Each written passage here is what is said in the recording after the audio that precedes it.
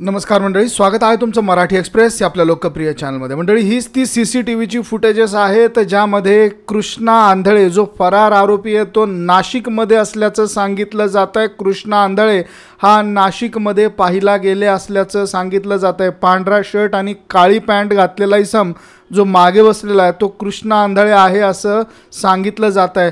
तर या व्हिडिओमध्ये कृष्णा आंधळेला नाशिकमध्ये पाहिलं गेल्याचा दावा स्थानिकांनी केलेला आहे। पांढरा शर्ट आणि काळ्या पॅन्टमध्ये जो व्यक्ती या गाडीवरती बसलेला आहे तो कृष्णा आंधळे असल्याचं सांगितलं जात आहे। गंगापूर रोडवरती तो पाहिला गेल्याचं काही स्थानिकांचं म्हणणं आहे आणि या चर्चेला आता उधाण आलेलं आहे। नाशिकच्या गंगापूर रोड भागात दुचाकीवरती कृष्णा आंधळे हा जाताना दिसतो आहे असं स्थानिकांचं म्हणणं आहे।